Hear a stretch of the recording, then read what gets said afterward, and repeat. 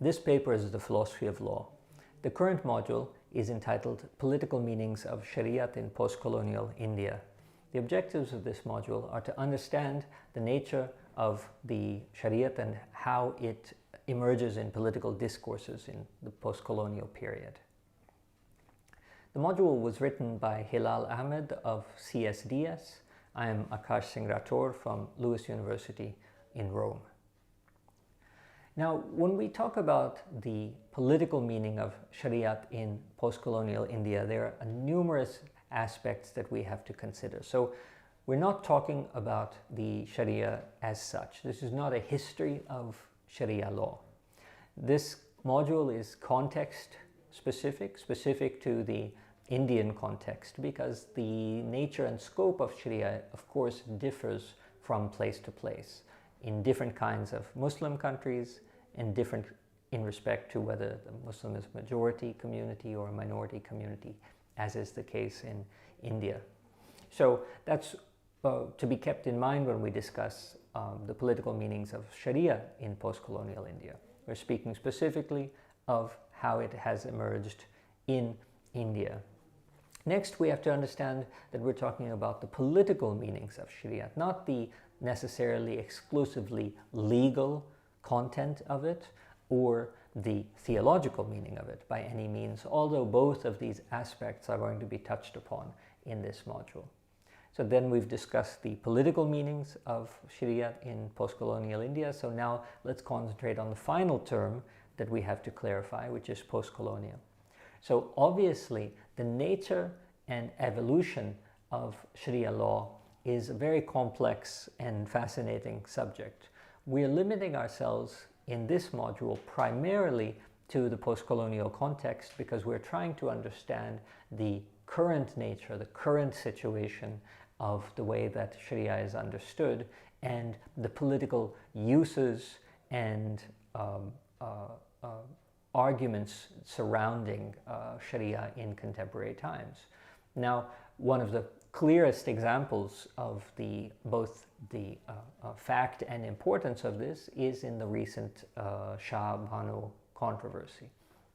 Now, this particular case that went all the way up to the Supreme Court has, of course, been the standard or standby for the discussions of the meaning and the scope of Sharia and for the push or resistance to the uniform civil code in India. So as everybody knows very well, the legal system in India is quite plural, and the civil code is itself plural, and there's a great deal of especially majoritarian but also some minoritarian push for the uniformity of that code. There is also a great deal of resistance, and much of the battle lines are drawn with respect to the configuration of the meaning of Sharia. So in this module, we're discussing the political meaning of Sharia in post-colonial India, and now you will have understood the meaning and the significance of each of these terms. So let's begin to look at what we mean by the political meaning and see how these arguments about Sharia get politically charged.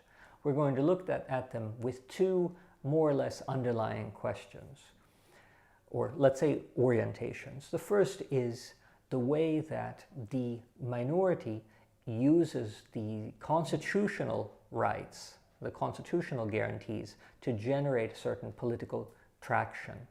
And the second thing that we want to keep our eye on is, of course, the way in which what we refer to as Sharia gets various meanings based on the political inflections that are attributed or that are being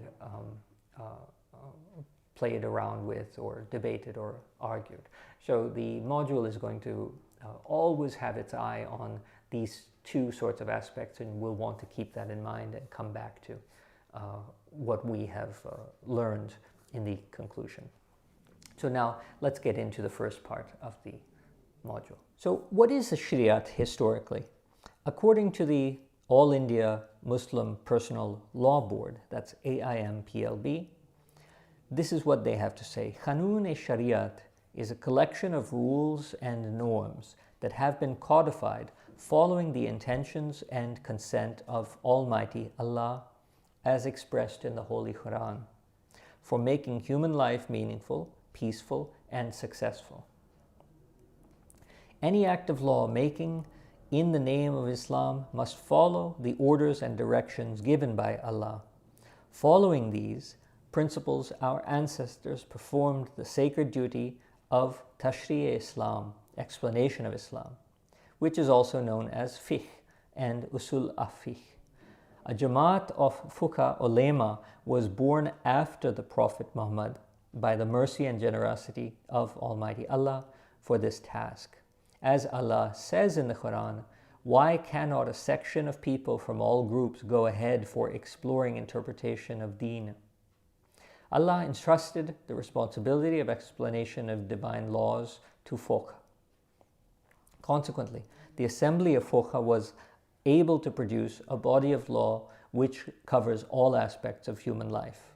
The Fuqaha never deviated from the divine will and its virtual obedience. That is because their explanation was entirely based on Wahi-i-Ilahi. So this was translated from Urdu, and it gives a profound and all-encompassing sense of what is meant and attributed to Qanun-e-Shariat. Well, notice that the interpretation of Shariat has three interesting aspects. One, the Quran is the fundamental source, which cannot be changed and which is relevant for all human societies. Since the guidance or legal indications given in the Quran are not entirely spelt out, the legality of Quran verses is subject to certain controlled elaborations. Now, the second point, the Sunnah or the life of the Prophet is an important reference point in this regard because his life history embodies the legal indications of the Quran. And the third point we want to notice is that the Fuqaha or the ulema class is entitled to reinterpret the Quran, partly because the existence of this class is recognized by Allah in the Quran, and partly because this class continues to adhere to the true message of the Quran or the true message of the Prophet.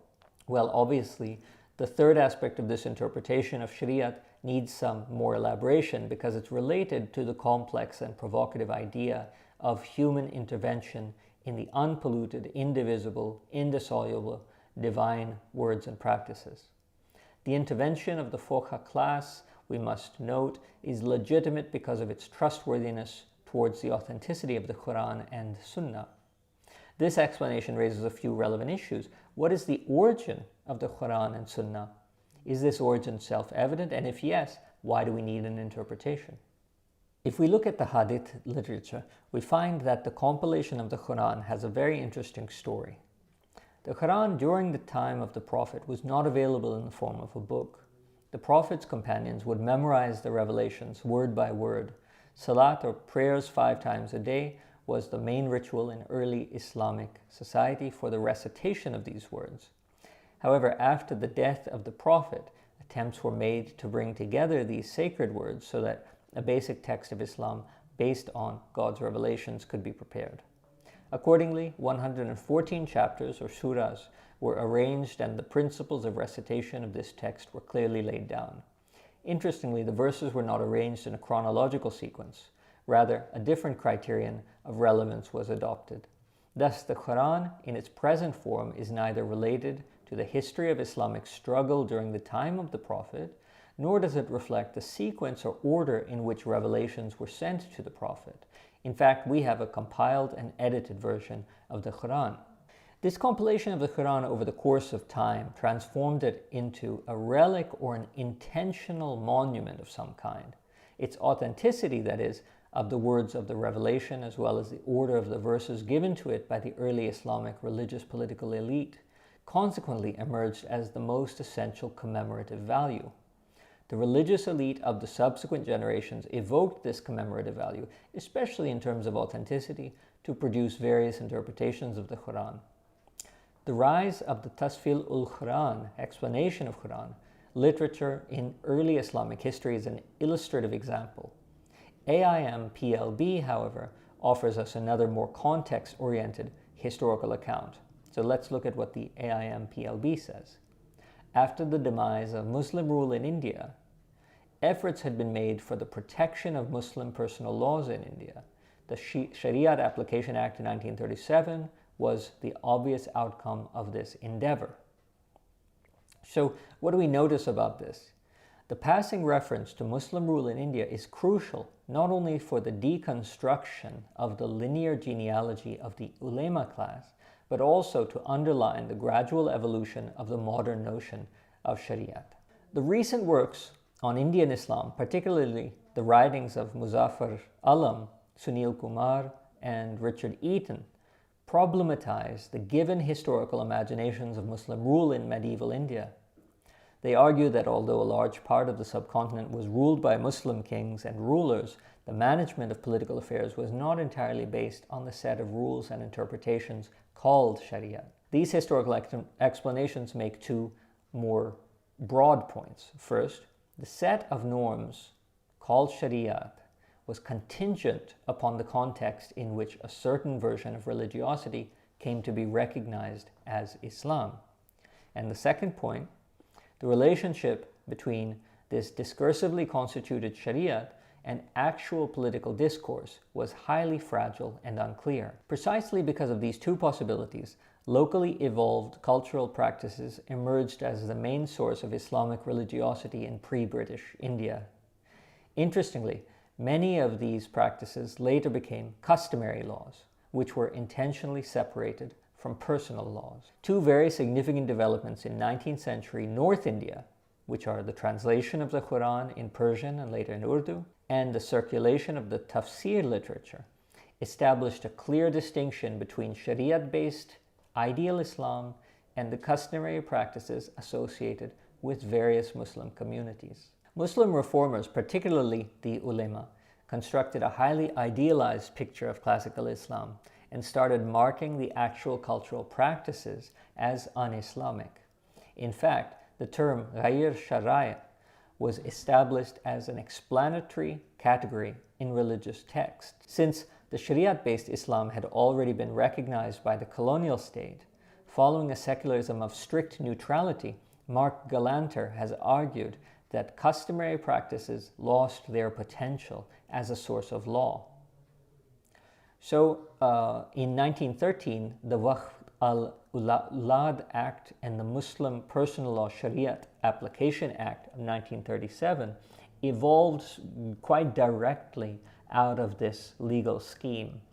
So what we see then, what we're understanding happening here is that the struggles of the ulema, which the All India Muslim Personal Law Board's version of history talks about, also revolved around the protection of the various versions of this Shariat-based ideal Islam. Well, let's move on to the post-colonial period then and understand the post-colonial Sharia. The legal constitutional justification of Shariat in post-colonial India is based on two strong hypotheses. First, the right to religion can also be interpreted as a right to have personal law. And second, Shariat is an essential aspect of Islam as a religion. Let's locate these conclusions in the context of the 1940s. Creation of Pakistan somehow made it difficult for the Congress Muslims to make a strong case for Shariat laws. They had to face two types of challenges. The partition of India based on religion encouraged Hindu rightists to demand that India should be a declared Hindu state. From this point of view, the demand to have separate personal laws was a reflection of intolerable Muslim separatism. On the other hand, there was a strong modernist secular lobby within the Congress which became proactive in pursuing a radical social reform agenda.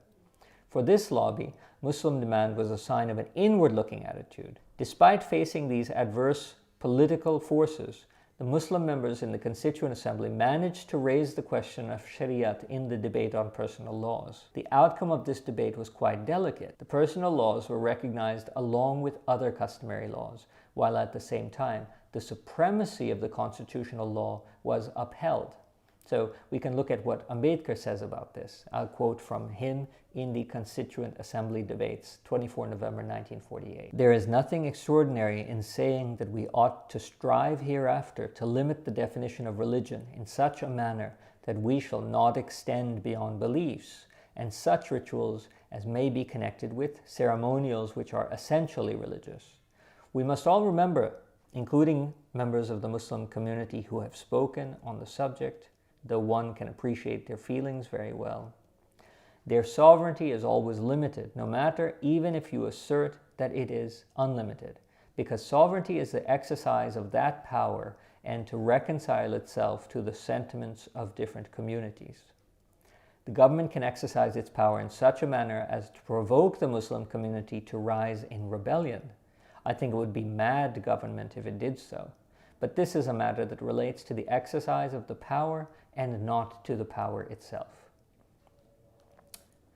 Ambedkar's clarification in a broader sense points towards the classical distinction between the state and the government. The Constitution, Ambedkar seems to suggest, is a symbolic embodiment of the idea of the sovereign state. The government, in this classical liberal formulation, is the actual governing body whose decisions are entirely contingent upon the contextual wisdom.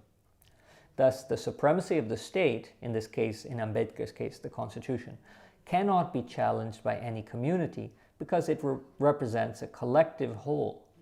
And yet, the limits to have certain community-specific rights are to be decided by the government. The meaning of religion given in Article 25 is quite comprehensive. For instance, the term religious affairs covers a variety of activities, including the management of functional religious places of worship, as well as various acts of religious nature associated with them.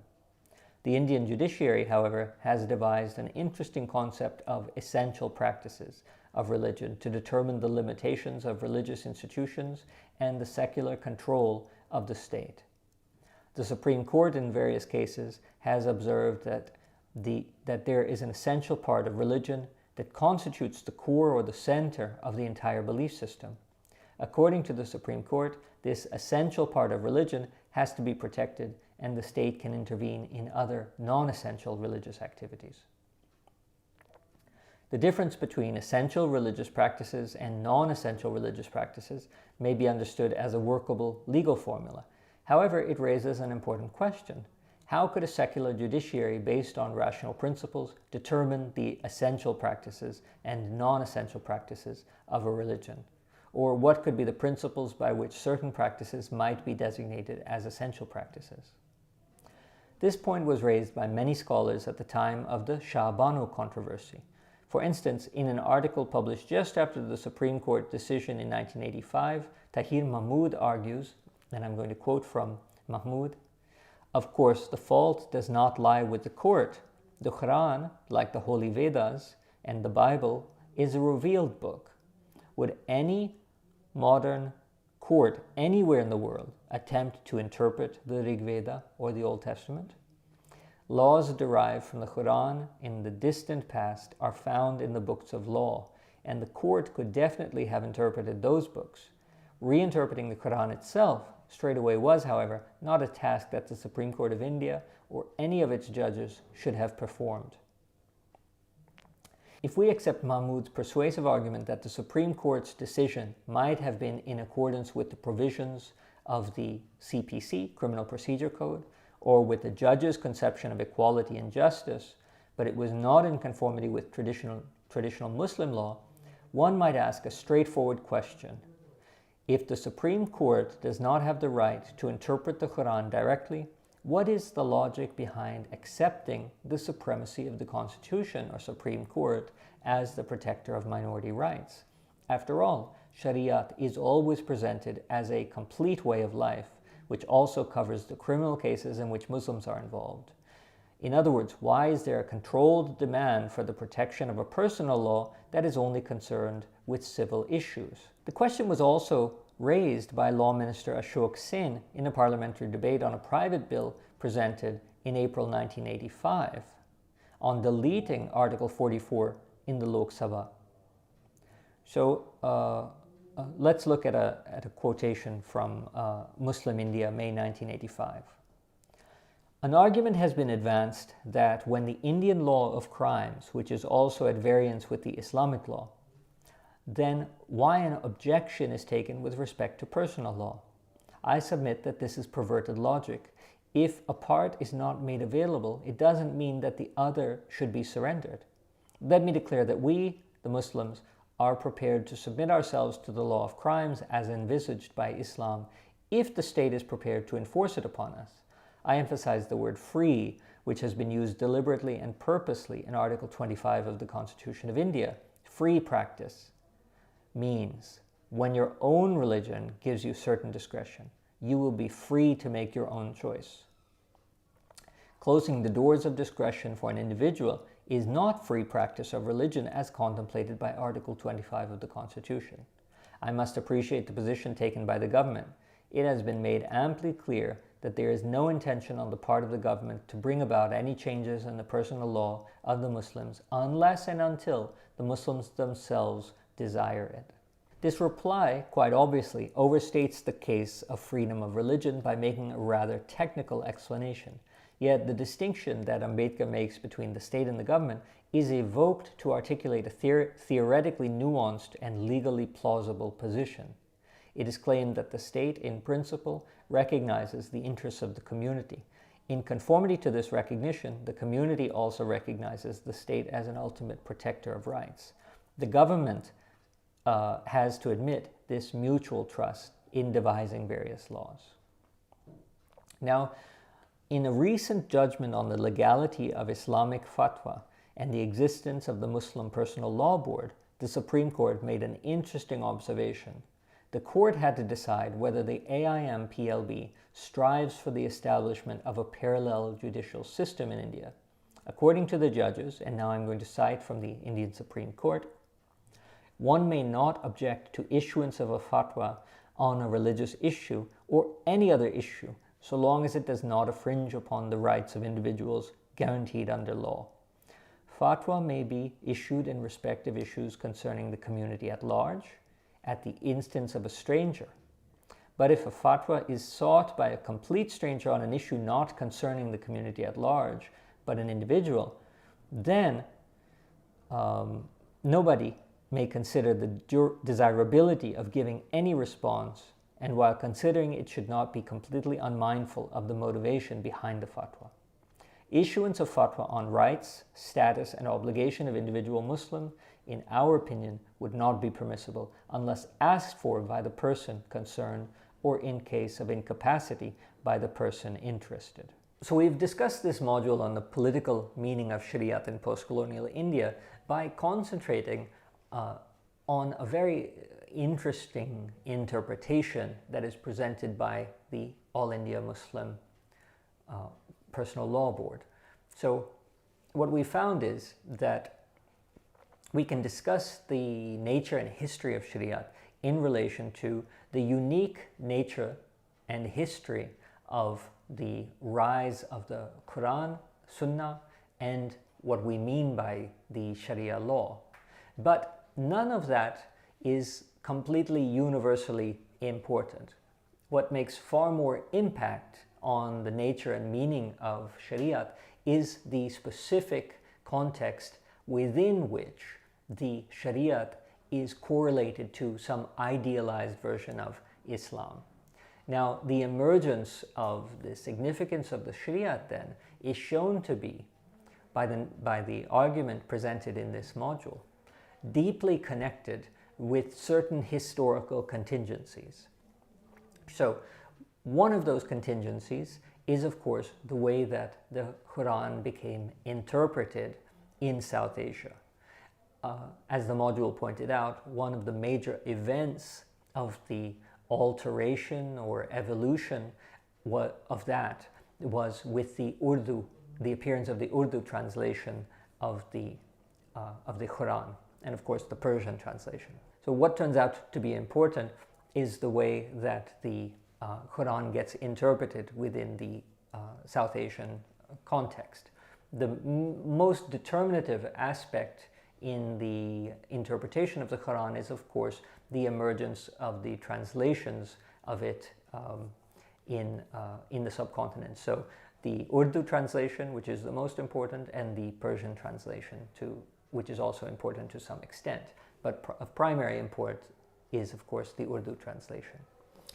A second way in which the specific evolution of the understanding of the political meaning of Shariat is contextualized is the way in which the idealization or necessity of maintaining the Shariat is correlated to an era of Muslim rule in India. So, as the author of the module pointed out, the All India Muslim Personal Law Board, when explaining the significance of Shariat, points out or doesn't fail to mention that it emerges in the context of Muslim rule in India. And this is very fascinating because the post-colonial meaning or significance of Shariat is very largely constructed in relation to Muslims as a minority. So the minoritarian aspect of post-colonial Shariat is strangely inflected by the insistence of recognizing the significance of Shariat and fixing it to a historical era of Muslim rule. So we've mentioned the interpretation of the Quran and the translation into Urdu. We've mentioned the linking of the understanding of Shariat to Muslim rule.